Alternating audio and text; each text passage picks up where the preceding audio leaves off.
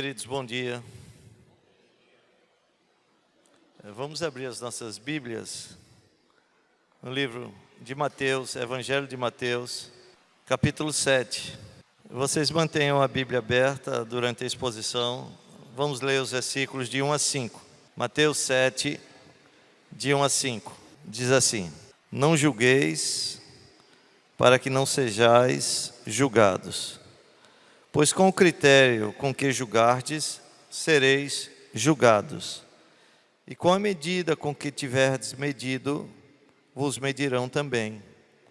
Porque vês tu o argueiro no olho de teu irmão, porém não reparas na trave que está no teu próprio? Ou como dirás a teu irmão: deixa-me tirar o argueiro do teu olho, quando tens a trave no teu? Hipócrita, tira primeiro a trave do teu olho, e então verás claramente para tirar o argueiro do olho de teu irmão. Vamos orar a Deus. Eis-nos aqui em tuas mãos.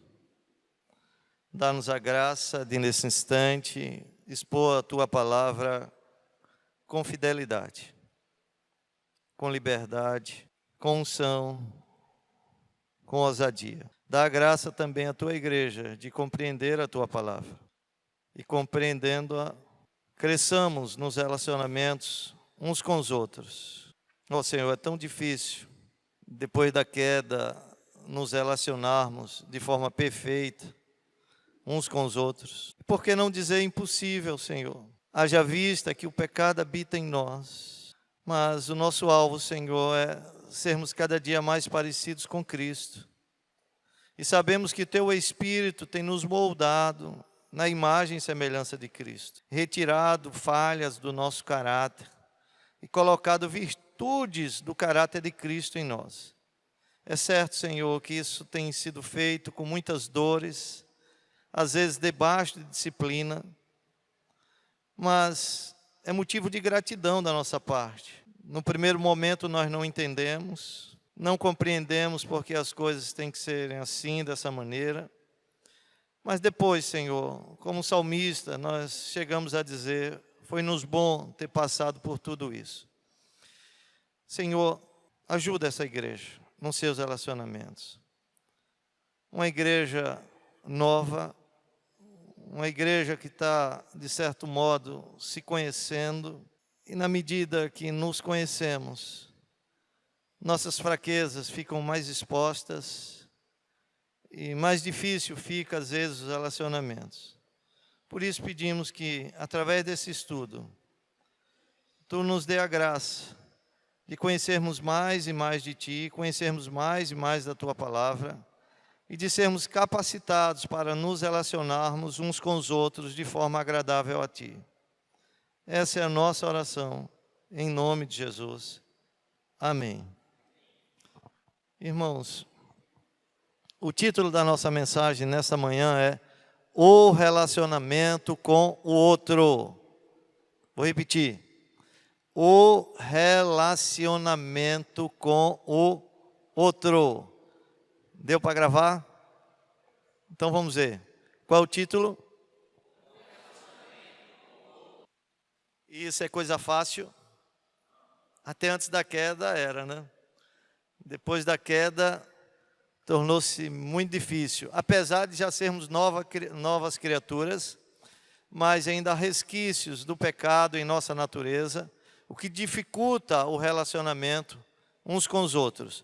É como se cada cristão tivesse um espinho bem grande ao seu lado. E quanto mais nos aproximamos, mais furamos um ao outro. Porque fica exposta a nossa fraqueza. Então, quando conhecemos mais uns aos outros, às vezes temos a tendência de dar aquele golpe baixo, sabendo da fraqueza lá daquela pessoa. Quando há o descontentamento na relação, nós ferimos, machucamos com a maior facilidade. Daí a dificuldade. E alguns até dizem assim: olha, eu vou ser cristão, mas eu vou fazer a minha parte, vou ficar na minha. Eu não quero me aproximar mais tanto das pessoas, eu não quero mais me ferir, nem também quero machucar. Mas eu quero te dizer uma coisa: Nenhum cristão pode estar sozinho. Ninguém pode ser cristão sozinho. A comunhão com Deus nos conecta espiritualmente com os nossos irmãos. É uma coisa inevitável. A comunhão vertical dá origem à comunhão horizontal. Isso quer dizer que quando nós estamos afastados dos nossos irmãos, é porque já nos afastamos da comunhão com Deus.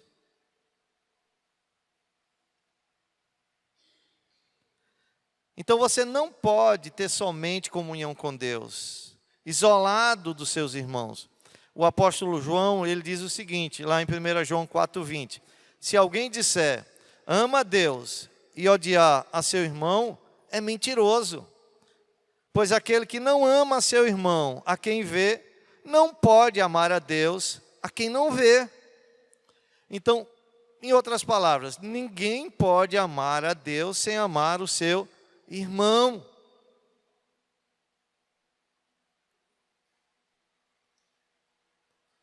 E às vezes a gente tem uma falsa ilusão que na igreja não vai acontecer problemas, não vai ter dificuldades de relacionamento. Vai sim. Vai sim, e muita dificuldade de relacionamento. O que nos sustém aqui nessa relação, meus irmãos, é como a arca. O que nos sustém é a tempestade que está lá fora, que nos faz suportar o cheiro podre da arca. Lá fora é muito pior. Então, a proximidade de Deus nos aproxima das pessoas. E nesta comunhão, muitas vezes, temos que nos exortar mutuamente. Temos que nos aconselhar. E temos que julgar. Julgar. Aí você pode estar dizendo, julgar? Mas como julgar se você leu agora em Mateus 7:1? Não julgueis para não serdes julgados. Aí eu faço uma pergunta. Será que Cristo, com base nesse texto de Mateus 7:1, proíbe todo tipo de julgamento? Será que o Senhor proíbe que eu forme opinião ou expresse essa opinião em referência ao outro? A resposta é não. O próprio contexto do texto de Mateus 7 e outros textos bíblicos nos mostram isso. Por exemplo, Mateus 7:6 exige julgamento para identificar cães e porcos. Se eu não julgar, como é que eu vou identificar quem é um cão, quem é um porco? O texto diz assim, ó, Mateus 7:6, eu só li até o 5, aqui já é o contexto posterior. Não deis aos cães o que é santo, nem lanceis ante os porcos as vossas pérolas, para que não as pisem com os pés, e voltando-se vos dilacerem. No mesmo contexto, os versículos de 15 a 20, Jesus exige julgamento pelos frutos, para identificar os falsos profetas. Como eu vou identificar um falso profeta dentro da igreja, se eu não exercer o julgamento? E Paulo, escrevendo aos irmãos de Tessalônica, lá em 1 Tessalonicenses, capítulo 5, versículos 20 e 21, ele diz que devemos julgar todas as coisas. Escrevendo aos irmãos de Corinto, Paulo diz, falo como a criteriosos, julgais vós mesmos o que vos digo, 1 Coríntios 10:15. Em relação aos pecados públicos, Paulo disse assim, com que direito haveria eu de julgar os de fora? Não julgais vós os de dentro? Os de fora, porém, Deus os julgará. Expulsai, pois, de entre vós o malfeitor, 1 Coríntios 5, 12 e 13. Paulo diz que também precisamos examinar a nós mesmos. Pois se nos julgássemos a nós mesmos, não seríamos julgados. Ele diz isso lá em 1 Coríntios 11:31. Então, este versículo aí nos exorta a um exame, a um julgamento cuidadoso do nosso próprio coração. E Paulo nos chama a esse autoexame toda vez que participamos da ceia do Senhor. Então, prestem atenção, todas as outras formas corretas de julgamento dependem de um autoexame honesto. Examinai-vos a vós mesmos. É isso que Jesus tinha em mente quando disse: tira primeiro a trave do teu olho. Portanto, o mandamento de Mateus 7:1, não julgueis para que não sejais julgados, não contradiz de maneira nenhuma a exortação bíblica de não julgarmos. Porque nós temos a obrigação de exortarmos uns aos outros, de cuidarmos uns dos outros. E como vamos fazer isso se não exercermos o julgamento? Aí, quando vamos exortar um irmão, peraí, meu irmão. Aí, arranca lá da sua bolsa Mateus 7:1, olha, você está julgando, meu irmão. Não julgueis para que não sejais julgados.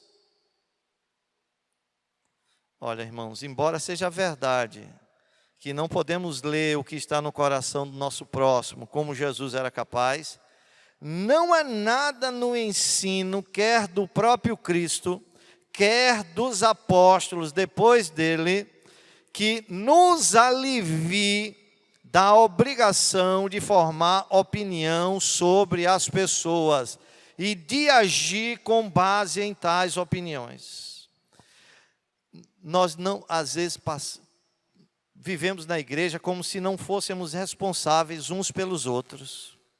Eu sei que ele está fazendo alguma coisa errada, mas deixa para lá, deixa, é com ele mesmo. Não, não é com ele mesmo, não. Nós temos a obrigação de julgar se de fato realmente ele está fazendo a coisa errada e procurá-lo para exortar como irmãos, porque o pecado dele repercute na minha vida, repercute na vida da igreja.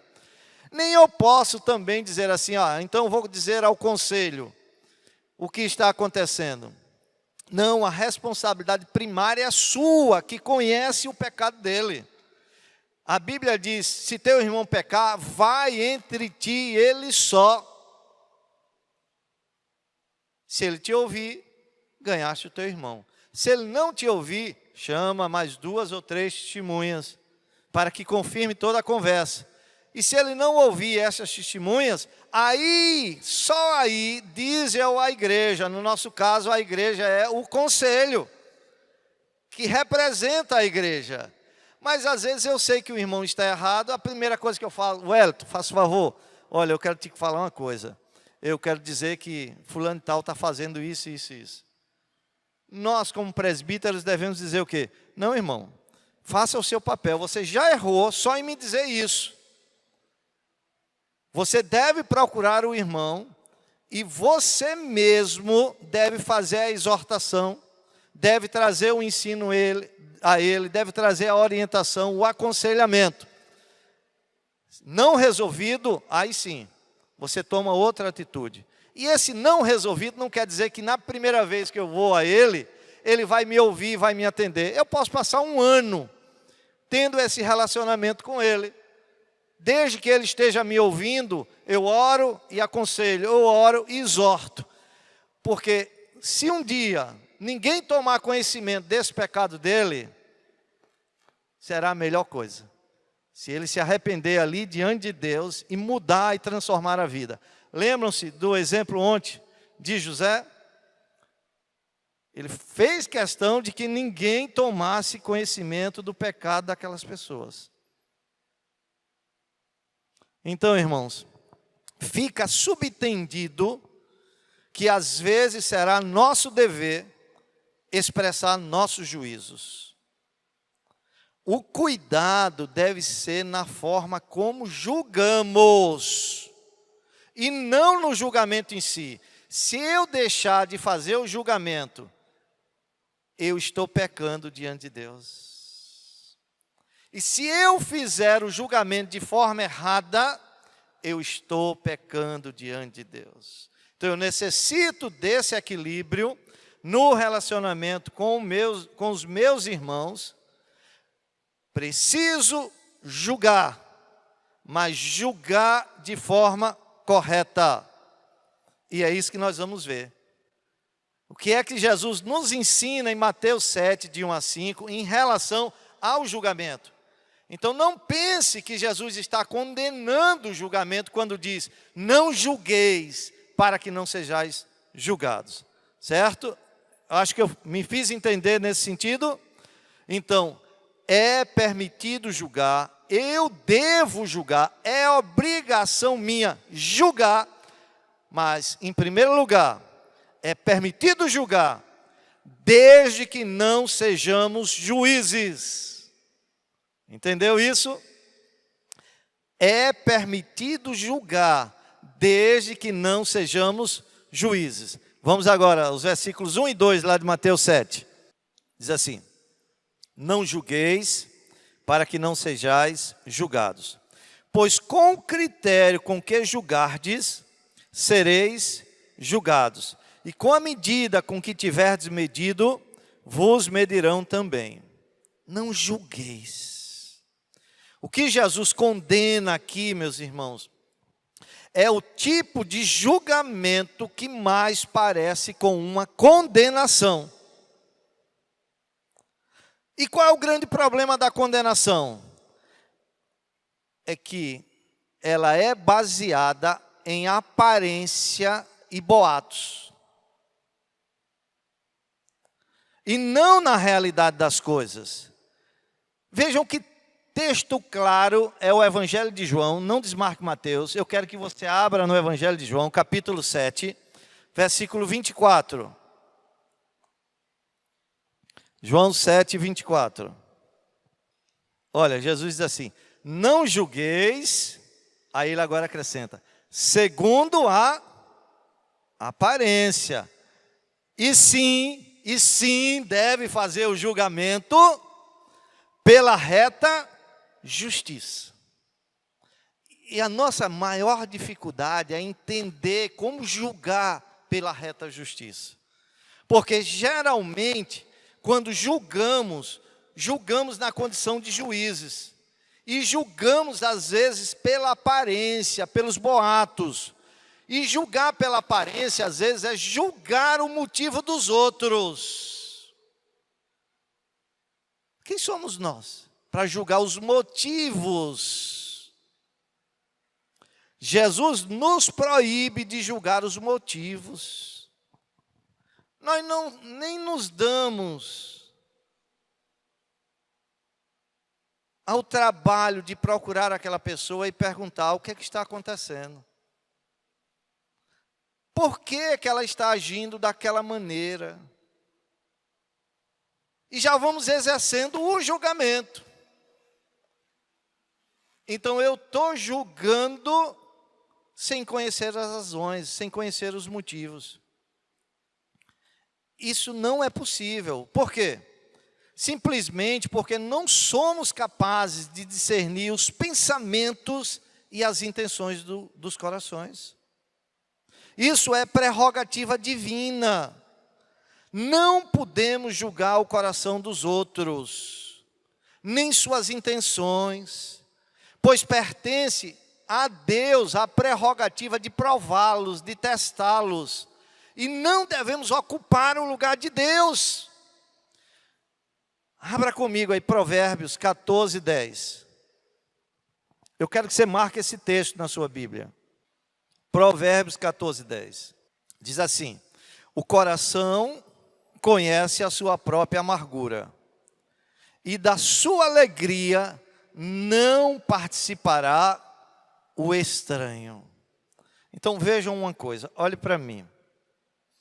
A profundidade da amargura, ou o pico da alegria que uma pessoa sente, não podem ser do conhecimento de outras pessoas. Ah, eu compreendo a tua dor. Você compreende a minha dor? Só tanto assim.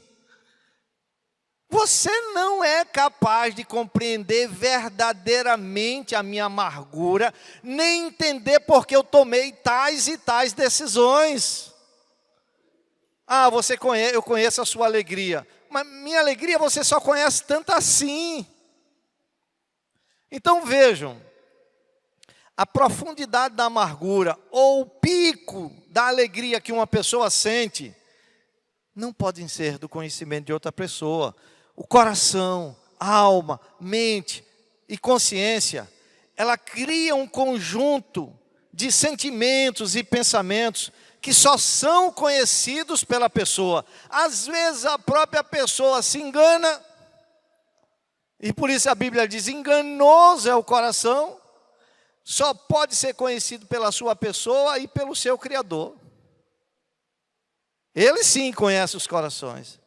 A angústia e a dor de uma alma gerada pelas circunstâncias, pelo medo, pelo remorso, pela desesperança, é propriedade pessoal da pessoa e não pode ser sentida ou compreendida em sua plenitude por um estranho. Só Ele e Deus sabe onde o sapato aperta e onde o calo dói. Apenas Deus pode julgar o coração, porque somente Ele pode vê-lo, assim diz 1 Samuel 6,7. Somente Deus conhece os segredos do coração, conforme diz Salmo 44, 21. E só Deus pode avaliar os nossos motivos, conforme diz Provérbios 16, 2. E Romanos 2,16 diz que, por meio de Cristo Jesus, Deus julgará os segredos dos corações dos homens. Não é nosso papel tentar julgar o segredo dos corações dos homens. Julgar os motivos não é nosso papel. Daí que 1 Coríntios, Paulo, lá em 1 Coríntios 4, 5, ele diz assim: portanto, nada julgueis antes do tempo, até que venha o Senhor. Meus irmãos, se há suspeitas, fique tranquilo. Não precisa de ansiedade, não precisa de temores, não precisa de investigação pessoal. Aqui Deus não elegeu nenhum irmão para ser investigador. Quem tem interesse em descobrir o que está errado e purificar a igreja é o próprio Deus. E aos olhos dele não é nada encoberto. Fique tranquilo, mais cedo ou mais tarde as coisas ficarão claras. Para que você não venha passar vergonha, para que você não venha ofender o irmão, para que você não venha trazer divisão à igreja. Use de discernimento, de sabedoria, antes de fazer o julgamento. Seja prudente e simples como as serpentes e as pombas. Então, Paulo diz lá em 1 Coríntios 4, 5, portanto, nada julgueis antes do tempo, até que venha o Senhor, o qual não somente trará a plena luz às coisas ocultas das trevas. Se ninguém souber agora, um dia a gente vai saber tudo que aquela pessoa está fazendo. É por isso que haverá um julgamento final, um dia de juízo final. Porque quando o sujeito morre, se ele morreu com Cristo, ele já está na eternidade com Cristo. Se ele morreu sem Cristo, ele está no inferno já, a sua alma. Aí você pergunta, então, se ele já, ao morrer, está condenado, não vai mais se mudar esse estado de coisa, porque um dia de juízo final? Exatamente, um dos propósitos é deixar claro, ali no tribunal de Deus, diante de todos, quando Deus abrir os seus livros, com todos os seus registros, mostrar que aquela pessoa que deu uma de bom samaritano a vida inteira, era um adúltero. E ninguém nunca percebeu. Se tinha suspeitas. Em cima de suspeitas, não devemos exercer o julgamento. Se Deus não quis revelar naquele dia, mas no dia do juízo, Ele revelará. Então fique tranquilo, você não é Deus. Então é errado você julgar como juiz. O texto ainda de 1 Coríntios 4:5 diz que nesse dia ele também manifestará os desígnios dos corações, e cada um receberá o seu louvor da parte de Deus. Então ouçam uma coisa, o julgamento que é feito com base nas aparências, nos coloca como juiz, tomando para si mesmo uma prerrogativa divina. Além do que, o julgamento que é feito com base nas aparências e boatos é precipitado, é malvado, é perverso.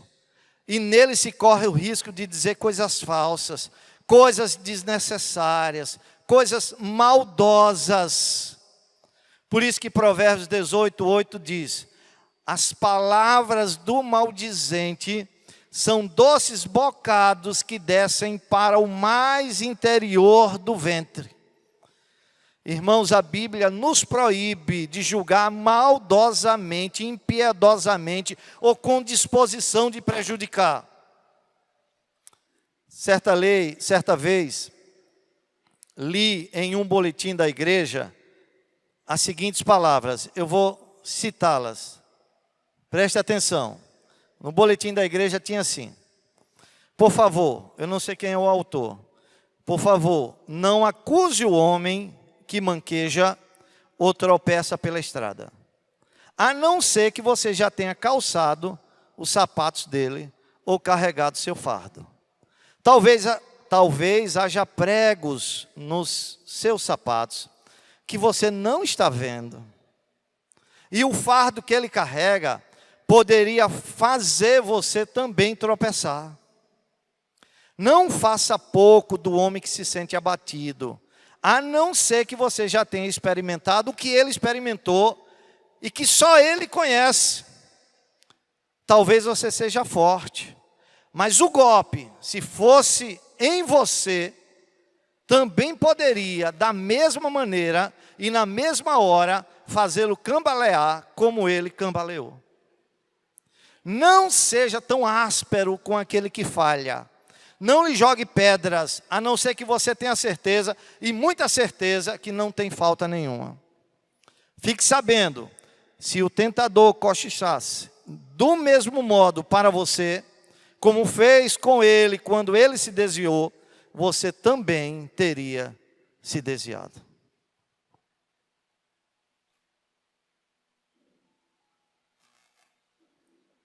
Irmãos, tirar conclusões sobre os outros, quando não conhecemos os fatos, quando não conhecemos os motivos, quando não conhecemos as circunstâncias envolvidas, é colocar-se no lugar de juiz, como se tivéssemos condições de ler os pensamentos. E não podemos fazer isso. E por quais razões não podemos fazer isso? Porque somos falíveis, irmãos. Somos pecadores como os outros. Então vejam o que Romanos 2:1 diz. Eu vou ler, diz assim: portanto, és indesculpável, ó homem, quando julgas quem quer que sejas, porque no que julgas a outro, a ti mesmo te condenas, pois praticas as próprias coisas que condenas. Nós somos falíveis. E devemos ter muito... Aí você pode dizer, sendo assim, então ninguém vai julgar. Não, você deve julgar sim, deve se aproximar do seu irmão, reconhecendo que você também é falível. E por isso Paulo diz, quem está em pé, olhe para que não caia. Se você for esperar para fazer o julgamento e a exortação ao seu irmão, quando você não tiver falha nenhuma, isso não vai acontecer nunca. Agora, há uma outra razão porque não podemos julgar na condição de juízes. É que nosso julgamento é sempre parcial. Na nossa natureza, podemos favorecer a uns em detrimento de outros. Principalmente porque somos preconceituosos. Guardamos ideias formadas contra isto e contra aquilo. ou mesmo contra certo tipo de pessoa. Então, aquela pessoa que comunga conosco, que pensa o que nós pensamos, que gosta do que nós gostamos, que sente o que nós sentimos, quando ela erra, que temos que exercer o julgamento, nós somos parciais. Nós colocamos vários atenuantes. Mas quando é outro que difere da forma que nós pensamos, da forma que nós sentimos, aí nós somos cruéis.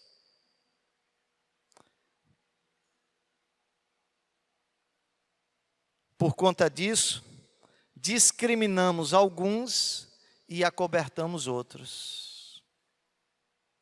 Não exercemos o mesmo juízo crítico para com aqueles que estão identificados com os nossos preconceitos. E quando a situação é inversa, nós crucificamos. Eis a razão porque nunca devemos julgar a condição de um homem, nem aquilo que ele realmente é, através de um único ato que ele cometeu.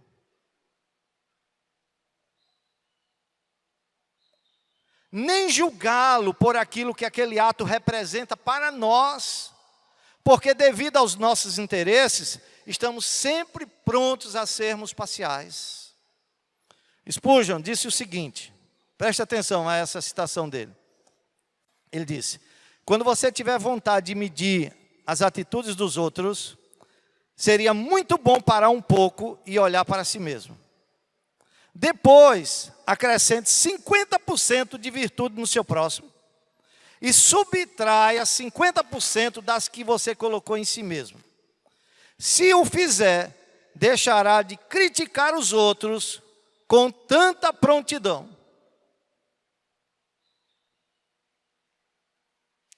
E uma coisa precisamos entender. Quando julgamos, se colocando na condição de juízes, trazemos sobre nós o julgamento de Deus. Com a medida que vos medirdes, também vos será medido. Somos apenas irmãos, iguais, cumpridores da lei e não legisladores, assim diz Tiago 4, 11 e 12. Então vai um alerta aí. Se tivermos a presunção de julgar os outros, que não seja pelo reto padrão da justiça, podemos esperar também sermos julgados. Aquele que usurpa o cargo de juiz, será chamado ao tribunal de Deus na condição de réu. Em geral, meus irmãos, ninguém é mais censurado do que aqueles que se mostram como os mais rigorosos. E todos terão, quando ele cair, uma pedra para lhe atirar. Ele está sendo medido com a mesma medida que ele passou a vida inteira medindo os outros. Além do que, ele também será julgado por Deus. E dele pode receber uma grande condenação. Então ouçam uma coisa. Quanto mais uma pessoa se aproxima da semelhança de Cristo, menos ela julga como juiz os outros. Isso aqui é dolorido demais.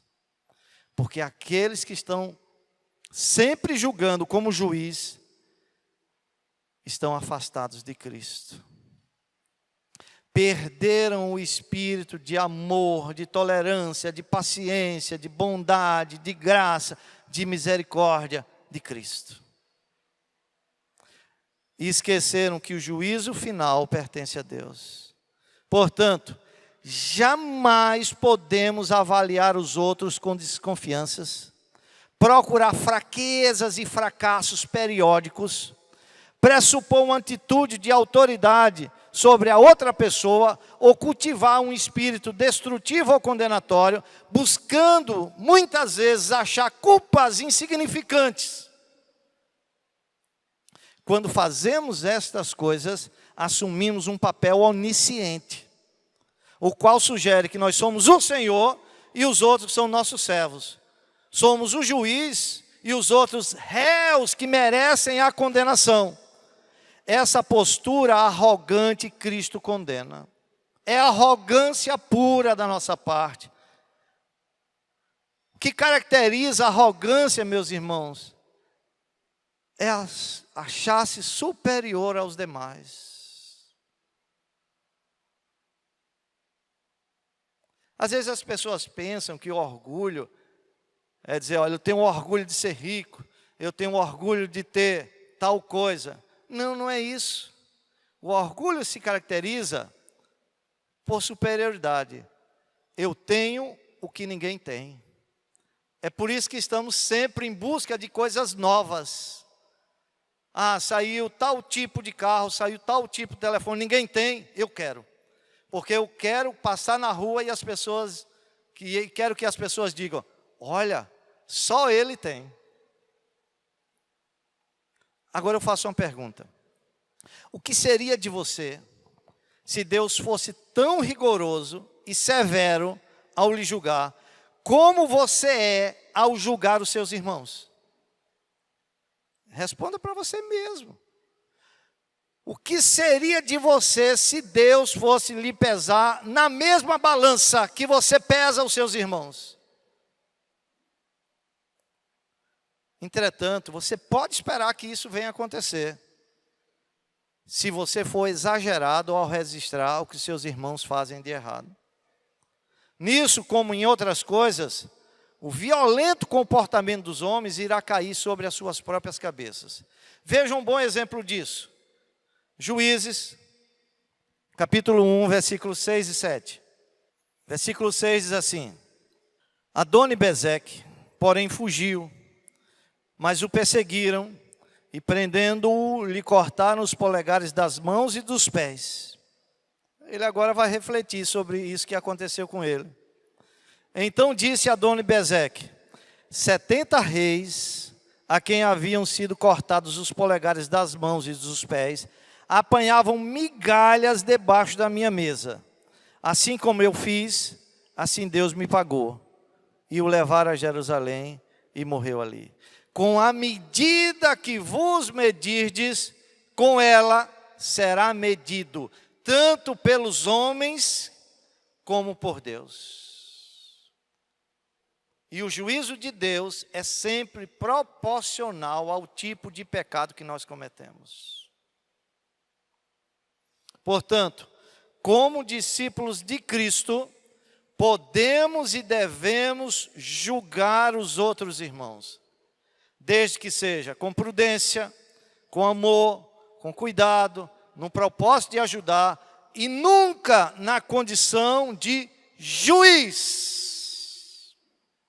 E você entendeu bem o que é a condição de juiz. É tentar discernir os motivos sem conhecer os motivos.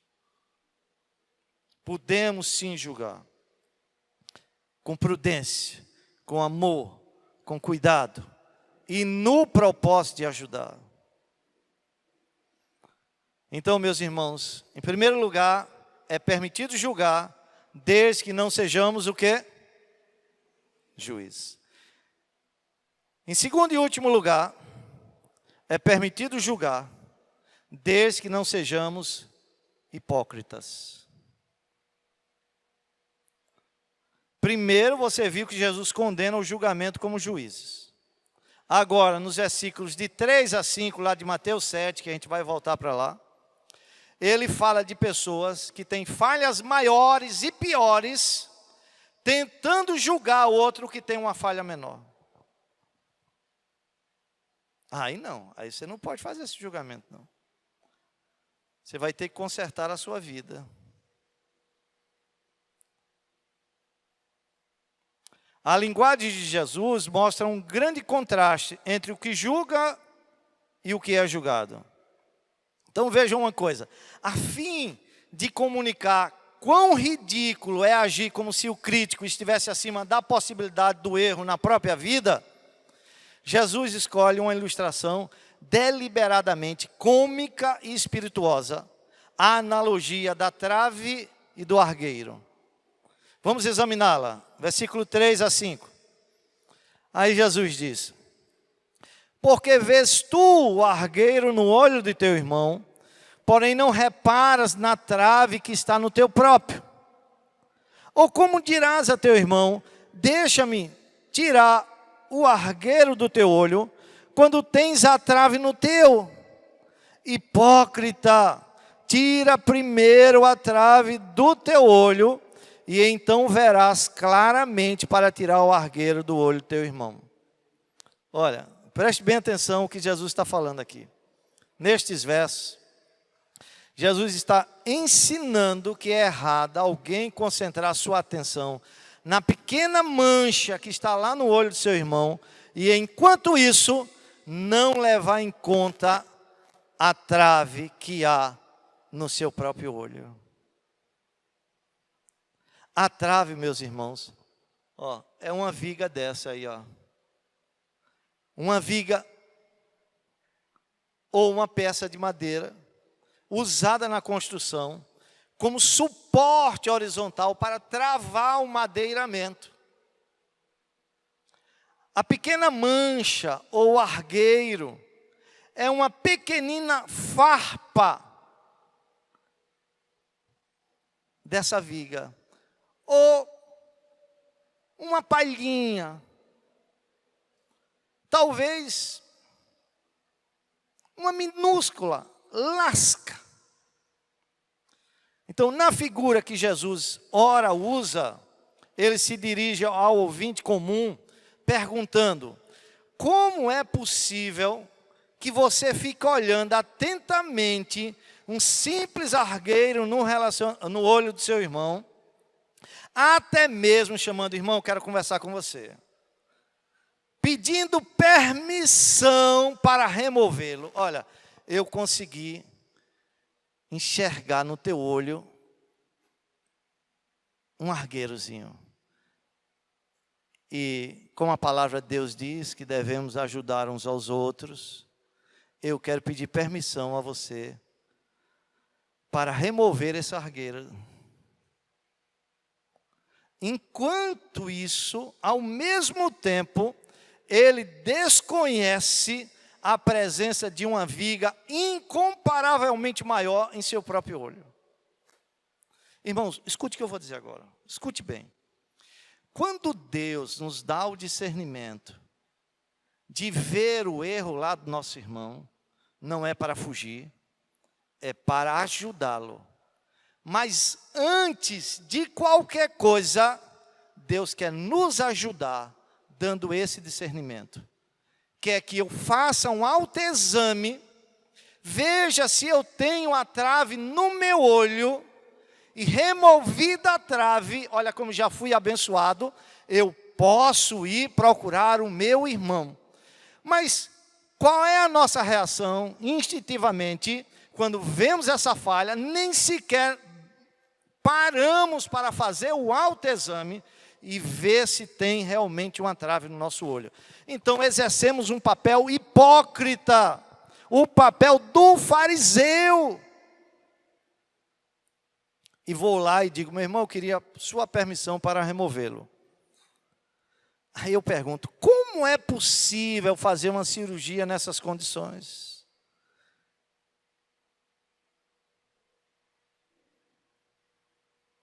Como pode um oftalmologista cego realizar uma cirurgia no olho alheio?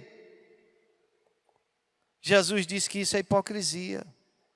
Aqui o Senhor condena o espírito de censura, o juízo áspero, a autojustificativa em detrimento de outros. Spurgeon, ele capta a essência da reprimenda de Jesus, dizendo o seguinte sobre estes versículos. Preste atenção a essa citação de Spurgeon.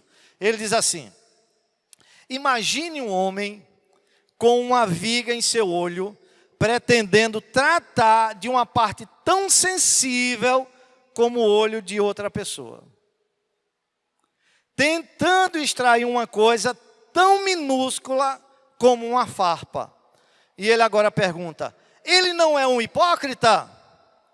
fingindo estar preocupado com os olhos das outras pessoas, e, no entanto, nunca atentando para o seu próprio. E continuando, ele diz: podemos repreender o pecado, mas se não fazemos a sua vontade. Não podemos protestar contra a maldade se a praticamos deliberadamente. Os fariseus eram excelentes em censurar, porém vagarosos em corrigir-se.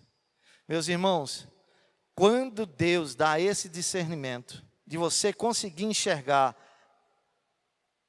esse argueiro lá no olho do seu irmão, Deus está querendo primeiro trabalhar na sua vida.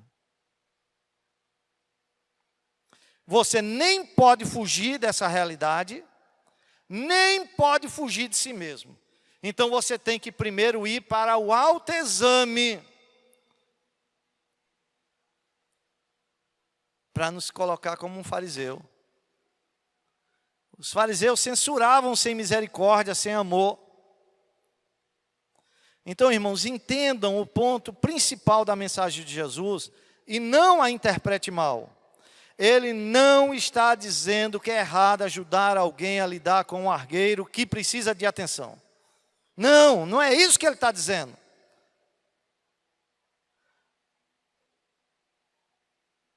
O que ele está dizendo é que é hipocrisia fazê-lo enquanto se nega a tirar a trave do seu próprio olho. Portanto, primariamente, o julgamento deve ser dirigido a você e aos seus atos, e não ao seu irmão. E não ao seu irmão. É tão difícil julgarmos a nós mesmos, porque nós criamos racionalizações, autojustificativas, desculpas para corroborar, para confirmar, para asseverar como certo aquilo que estamos fazendo. Na verdade, ao falar do cisco, Jesus quer mostrar que os pecados dos outros devem ser atenuados. Eu devo parar e pensar: poxa, será que ele está fazendo isso por conta disso? E mais isso? Será que isso está acontecendo lá na vida dele, que levou a esse desespero, a essa atitude? Então, é um cisco que você viu ali, e Jesus disse: olha, olhe para os pecados dos seus irmãos de forma atenuada, enquanto o seu próprio pecado você deve agravar. Veja o pecado do seu irmão como um cisco, e o seu como uma trave. Então ouçam uma coisa: somente as pessoas que mantêm breves memórias de suas próprias falhas, de suas fraquezas, de seus próprios pecados, têm condições de ajudar outras pessoas nessas coisas. Parece que nós esquecemos que já passamos por esse caminho, que já trilhamos também em falhas maiores até. E quando vamos julgar, sendo juiz, sem misericórdia, na condição de hipócrita, nós somos perversos demais, arrogantes. Olha, escute o que eu vou te dizer. As pessoas vulneráveis, humildes e transparentes são os melhores confortadores. Aqueles que têm amnésia dos seus próprios pecados são severos em relação uns aos outros, mas brandos em relação às suas próprias falhas. E eu vou dar um bom exemplo disso na Bíblia. É o confronto do profeta Natã com o rei Davi. Quando Davi adulterou com Batseba. Está lá em 2 Samuel 12, de 1 a 7. Nós não vamos ler. Eu vou citar a história.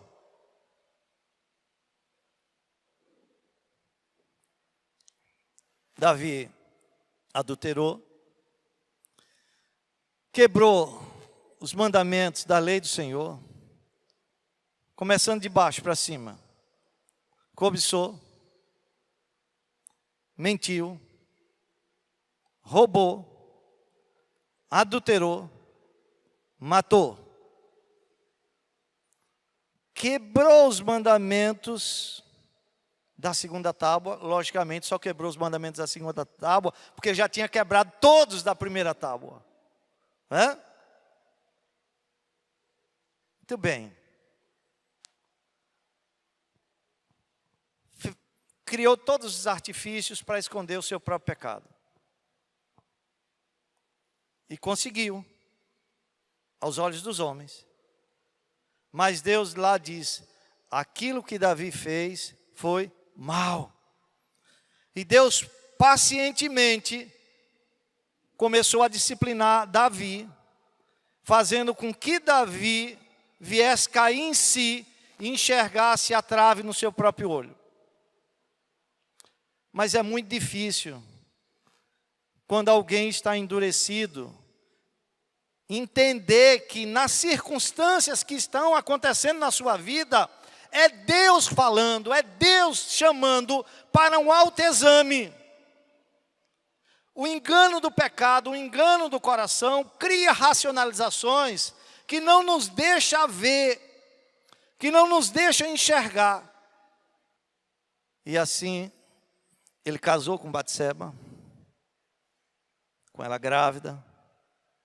O menino nasceu. O menino já está correndo dentro de casa. E Davi não fez o autoexame.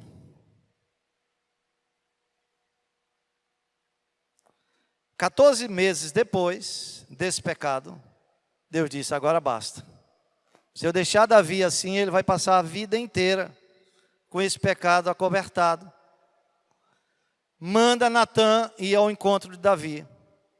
Aparentemente, ninguém havia dito uma palavra para Davi sobre o seu pecado até aquele dia fatídico, quando o rei e o profeta finalmente estiveram face a face. Natã expôs o pecado de Davi em uma narrativa imaginária.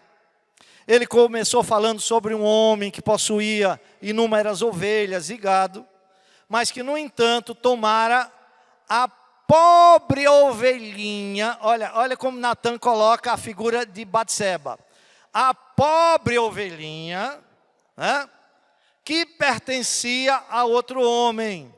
Então Natã faz a pergunta a Davi: o que deve ser feito a respeito deste homem, que não teve piedade, que não teve misericórdia, um homem que tinha tanto gado, tanta ovelha, e foi lá e tomou a pobre ovelhinha? O que deve ser feito, grande monarca?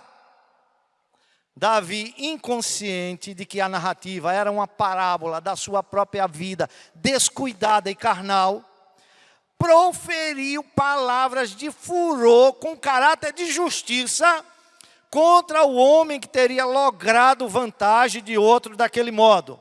Suas palavras foram: o homem que cometeu tal coisa deve ser punido imediatamente, punido de morte.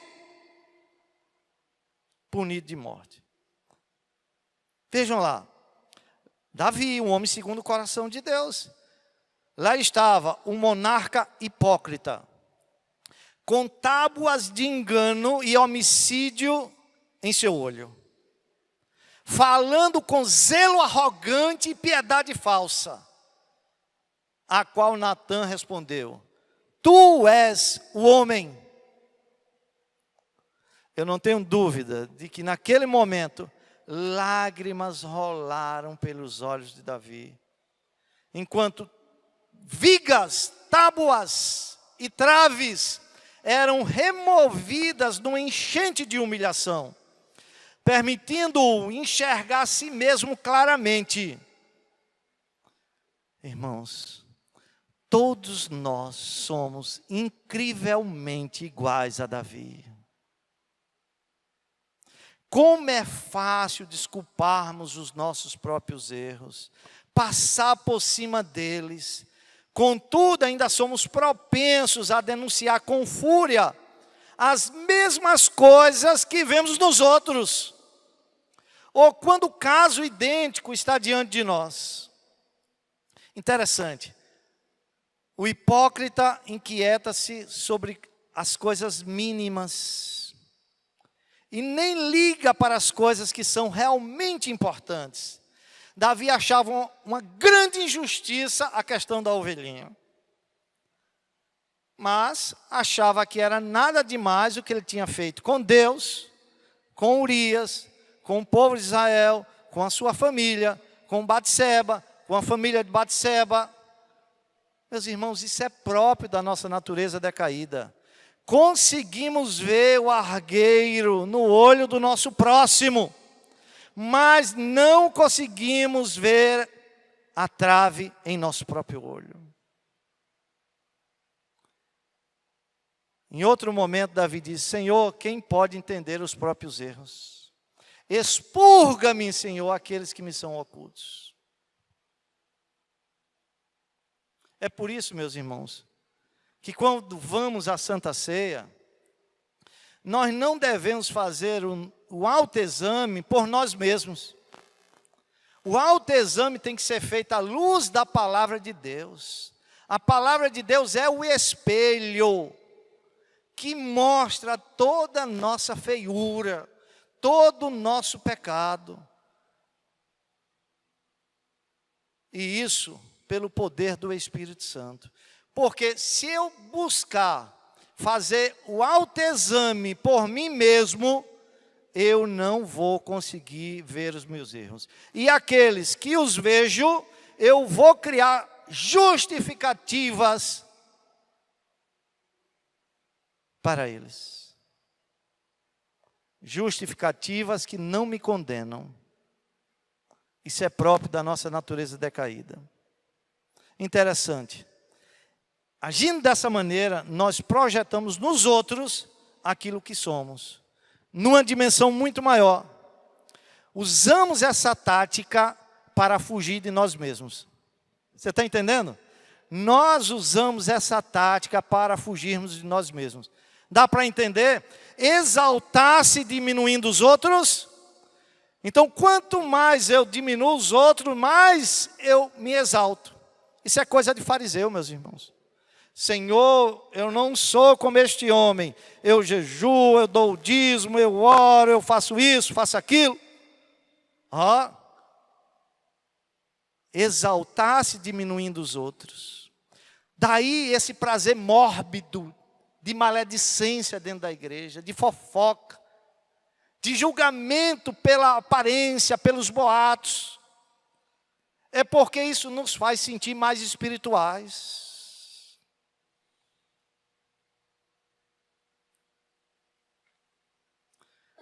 Isso é coisa de fariseu, meus irmãos. E de fariseu, cada um de nós temos um pouco, ou muito, muito, muito.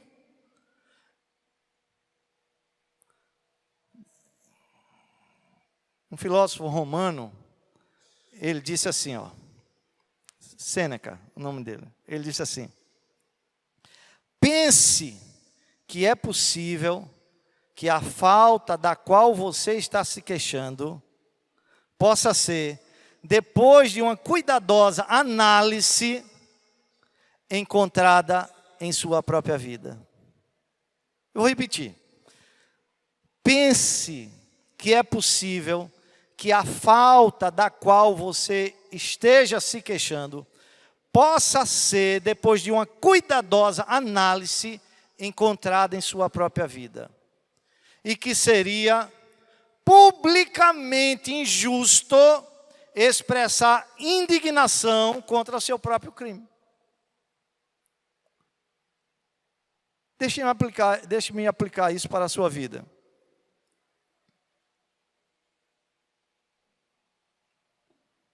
Deixa eu fazer uma pergunta. É verdade que Deus pode querer nos usar para tirar o argueiro do olho do nosso irmão? Sim ou não? Sim. Nesse caso, é extremamente importante que façamos isso corretamente. E como? Como fazer? Vou dar alguns passos. Primeiro, devemos ter a certeza de que as nossas próprias mãos e corações estejam limpos. Segundo, devemos ser ternos e gentis. Estamos tratando com um assunto delicado. Lidamos com argueiro no olho e não com pedras no sapato. Por que é que Jesus não falou de outra parte do corpo? Qual é a parte mais sensível do corpo? O olho. O olho. E é essa analogia do olho que ele usa para exatamente fazer com que venhamos a refletir sobre todo o cuidado que devemos ter nessa relação um com o outro, e quando temos a obrigação de tirar o argueiro lá do olho do outro. Crisóstomo aconselha-nos com as seguintes palavras: corrija-o, mas não como inimigo. O que é interessante é que, às vezes, nós ficamos muito sentimentalizados com a situação lá daquele irmão, até descobrirmos o que de fato está por trás de toda a história. Quando descobrimos o que está por trás de toda a história, depois de termos nos preocupado, de passar a noite sem dormir, de termos orado por ele, de termos sofrido por ele, sofrido com ele, e quando nós descobrimos, vou usar aqui um linguajar coloquial, descobrimos que foi safadeza da parte dele, isso nos dá raiva, nos dá raiva. E aí temos a tendência de daí em diante tratá-lo como inimigo. Mas Crisóstomo diz o seguinte: corrija-o, mas não como um inimigo, não como um adversário exigindo uma penalidade. Agora ele vai ter que receber uma penalidade.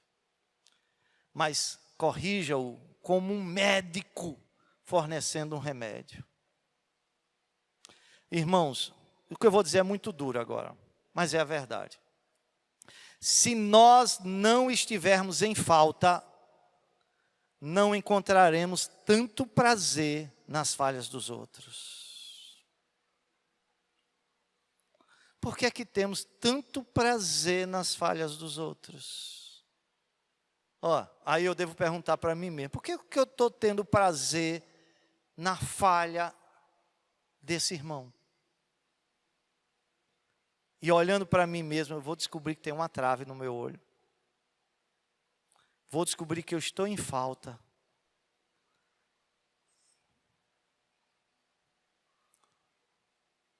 E outra coisa interessante, que é extremamente importante fazermos na hora que tivermos que tirar o argueiro, devemos nos lembrar que estamos lidando com membros da família. Membros da família. Membros da família. Nossos próprios irmãos e irmãs. Olha, eu não vou tirar o argueiro de quem está lá no mundo.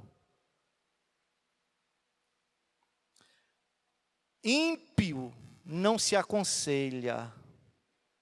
Ímpio não se orienta à luz da palavra de Deus. Ímpio se evangeliza. Ele não entende a palavra de Deus para submeter, para se humilhar, para chorar, para viver uma vida de piedade. Então eu tenho que evangelizá-lo, e quando ele se converter, aí sim eu posso aplicar para ele as orientações da palavra de Deus. Como é que eu vou aplicar para uma mulher que é descrente? Submeta-se ao seu marido como ao Senhor. Se ela não submete ao Senhor, por que ela vai submeter ao marido? Como é que eu vou chegar para o marido descrente? Ame a sua esposa como o Senhor ama a igreja. Se ele não entende nada disso. Agora, em relação ao crente, eu devo fazer isso. E devo fazer considerando que ele é meu irmão e minha irmã. E eles, esses que estão dentro da igreja, como nós, têm pessoas o suficiente condenando-os, julgando-os, rotulando-os. Por isso, é necessário que nestes momentos cirúrgicos de retirada do argueiro, tenha-se honestidade. Você viu ontem, José em momento algum negou que os seus irmãos fez o que fez com ele. Então é necessário honestidade, mas juntamente com honestidade, ternura e compaixão. Então prestem atenção. Poucas pessoas conhecem totalmente a força da tentação de outras pessoas. Deixa eu exemplificar. Aqueles com temperamentos pacíficos e facilmente moderados, não podem compreender as lutas daquele cujo sangue é fervente e cujas emoções são controladas por um gatilho que dispara sob pouquíssima pressão.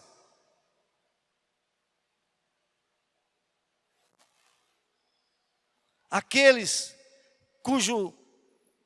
os mundos têm sido protegidos e seguros, mal conseguem imaginar as duras realidades da vida no mundo. Aquele que tem sido abençoado com pais amáveis, sábios, fiéis, crentes, não conhecem as tentações e as batalhas enfrentadas por aqueles provenientes de lares disfuncionais e abusivos, despedaçados pela brutalidade, pelo crime, pelo divórcio. Aí você deve perguntar, e daí, pastor? E daí? Eu não devo fazer o julgamento? Não, não é isso que eu estou dizendo. E daí respondo eu, tenha compaixão quando for fazer o julgamento. Tenha compaixão.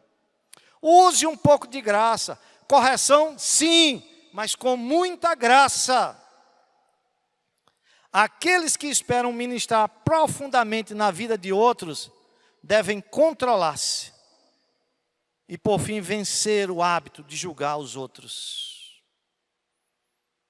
Então eu concluo, meus irmãos, dizendo o seguinte.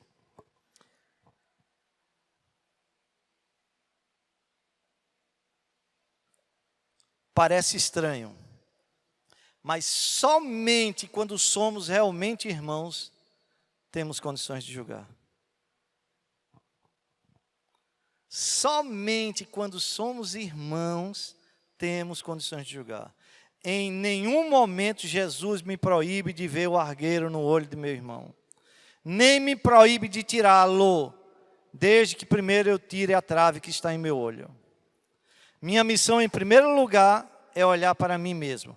E só depois se inclinar em direção ao meu irmão. Olha, eu vou te dizer uma coisa. É uma grande prova quando Deus nos dá o discernimento para entender a falha, o erro lá daquele irmão. Naquele instante, nós estamos debaixo de uma grande prova. A forma como nós vamos agir e o autoexame que precisamos fazer em nós mesmos. Antes de ir lá. Mas não é só fazer o autoexame, é fazer o autoexame e corrigir-se. Então, só depois, aí eu me inclino em direção ao meu irmão, procurando ajudá-lo a tirar o argueiro que atrapalha a sua visão espiritual. Eu quero fechar aqui com o texto de Gálatas 6, 1 a 2.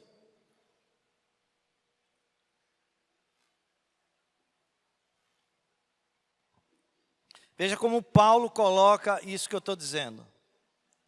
Nesses dois versículos, capítulo 6 de Gálatas, 1 e 2. Paulo diz assim: irmãos, se alguém for surpreendido em alguma falta, vós que sois espirituais, e qualquer um de nós podemos ser surpreendidos em falta. Quem está em pé, olhe para que não caia. Vós que sois espirituais, faz o quê? Deve fazer o quê? Corrigiu, como? Com espírito de brandura. Aqui já está descaracterizada aquela condição de juiz. e guarda-te, para que não sejas também tentado. E com muito cuidado, porque você é feito da mesma substância. Você é pó. E guarda-o, para que não sejas tentado. Levai as cargas uns dos outros, e assim cumprireis a lei de Cristo. Em suma, para fechar, o cristão deve se comportar como irmão. Ele reconhece o erro, diz a verdade, mas transmite graça para reconciliar. Meus irmãos, não podemos tatuar as pessoas. Como se a graça de Deus não pudesse transformar esses corações. E essa graça tem que ser levada através de você, que vai trabalhar lá na vida dele, corrigindo-o. E que Deus nos livre, meus irmãos, de sermos encontrados nessas horas como juiz ou hipócrita. Amém. Vamos orar a Deus. Senhor, quão fraco nós somos. E com muita facilidade, Senhor, exercemos um juízo temerário, roubando de Ti essa prerrogativa, julgando pelas aparências, boatos, e não pela reta justiça. E quantas vezes também, Senhor, somos covardes, deixando de procurar o nosso irmão quando sabemos que temos que procurá-lo. Ajuda-nos, Senhor, nessas horas, a fazermos o autoexame, a tirar a trave do nosso próprio olho. Ajuda-nos a ajudá-lo, para que vivamos como uma família formada na cruz. Uma família onde uns são responsabilizados pelos outros. Uma família onde uns cuidam dos outros. Ajuda-nos, Senhor. Em nome de Jesus, nesse relacionamento. Amém.